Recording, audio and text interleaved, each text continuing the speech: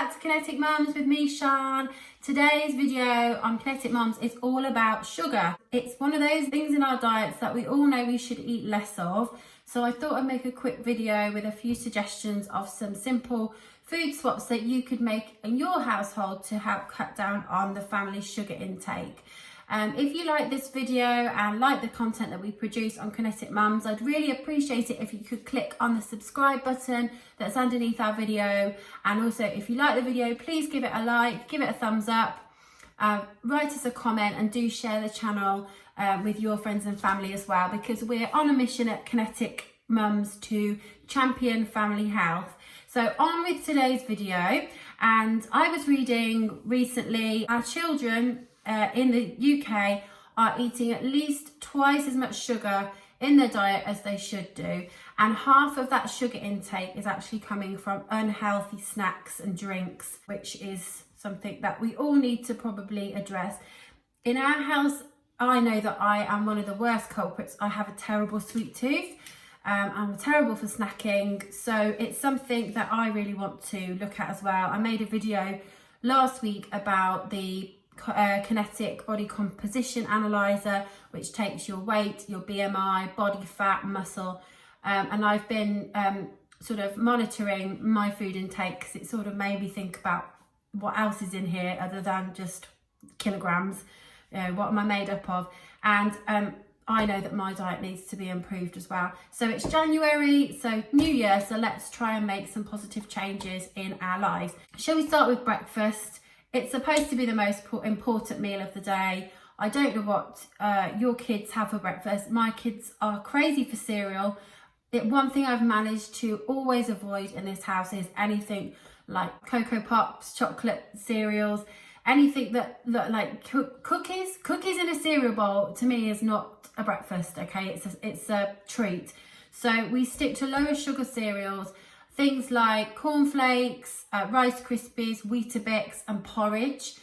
They do like to sweeten things up, so as a treat I do let them have not sugar, but we do put a little bit of raw honey onto their cereal. Other things you can do for breakfast is switch, if they have toast, switch white bread for wholemeal bread, and think about what you're putting on the toast as well. So if you can get away with like a spread rather than putting Nutella or other chocolatey spreads on there, that's quite a good swap. Natural raw peanut butter is also a really good option, or mashing up some bananas on toast. It might sound weird, but it's actually quite nice. I quite like it. It's really important to start the day right. At the weekend, when we have more time, we tend to do boiled eggs with soldiers or scrambled eggs on toast, which is really popular. So there are things you can have other than unhealthy cereals, which I know are quick fix, but sometimes, you know, this is our diet, so we really need to think about it. My kids luckily have school dinners, so I don't need to worry too much about lunch, and I like the fact they have a full cooked meal at lunchtime. If you did do packed lunches, have a look at what you're putting in there. Our school's quite strict on what is considered healthy in a packed lunch, so when I do make them a packed lunch, I give them, again, wholemeal bread or wraps rather than white bread, and a piece of fruit, and maybe sort of a yogurt which is lower sugar content, or you can get little no added sugar jelly pops, which are also quite a good alternative. Maybe chop up some veg sticks to go in there, like carrot sticks or cucumber sticks, which are really popular in our house. I try and cook from scratch whenever I can, so tonight we're having a nice bowl of chili. We've had fajitas this week, and then after dinner they always want pudding. I try to wean my kids on a healthy diet, but it all creeps in, doesn't it? Because it's everywhere. So pudding in our house is usually a yogurt of some sort or jelly. I'm such a fun mum. I don't know about you.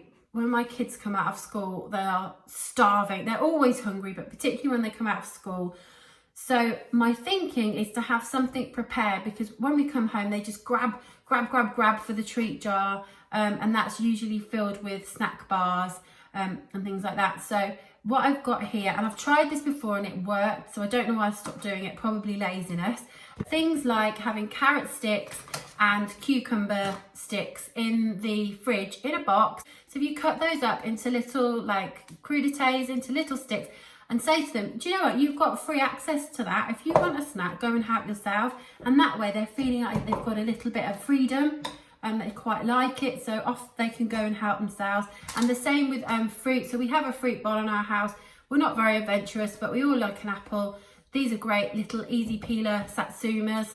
And then we also have bananas as well. Obviously they're not the first choice, but I just think if they're there, they'll start to make healthier choices really. And my kids have snack at school as well. That's something I forgot to mention. So schools sometimes give out, well, they give out snacks every day in terms of fruit at break time. Sometimes my kids like to take their own, and so what I'll do is I give Sam a tub of blueberries or strawberries or grapes, because he really likes fruit. Always cut your grapes lengthways, okay? No, I never put whole grapes in there for him because I'm paranoid about choking. So I cut the grapes lengthways. My daughter Amber prefers to have things in her snack box, like just cut up some cheese and give her a couple of crackers or a few slices of cucumber. Something else I read on the Change for Life website is that you can switch cakes and cake bars for something like a malt loaf, which is quite a lower sugar alternative, or a fruited tea cake, toasted tea cake instead, or crumpets. I've got these really cool sachets of low sugar jelly, so they've got no added sugar in, so just have one of those made up in the fridge. Maybe put them into little pots with some strawberries. It's all about really making healthier swaps in the home. It's important to remember, isn't it, that if you have too much of processed sugar in your diet, that sugar can then transfer into unhealthy fat in your body. It can lead to, later in life, it can lead to type 2 diabetes. Amber, hello. It can lead to type 2 diabetes. It can lead to heart problems and all sorts. So I'm just thinking, you know, if we set them up now with healthy food ideas about what's a healthy diet, then hopefully they'll carry that on later in life. By me setting an example, and my husband set an example, and avoiding too much sugary. There's nothing wrong with having a treat, but it's just switching it, isn't it? And having something a little bit low sugar instead, and learning to enjoy that flavour rather than rather than processed sugar. So I hope those ideas have helped you. I'll share the links to the Change for Life website in the description of this video. Tell the people on the video, what is your favourite low sugary snack? Banana. There you go. So thanks for watching, Kinetic Mums. Don't forget to subscribe. Do it now before the video ends, and please give the video a thumbs up if you liked it, or not if you didn't, and keep in touch and keep watching for more ideas on how to champion your family's health. So we're off swimming now, swimming lessons, and I'm needed, so I'll see you soon. Bye.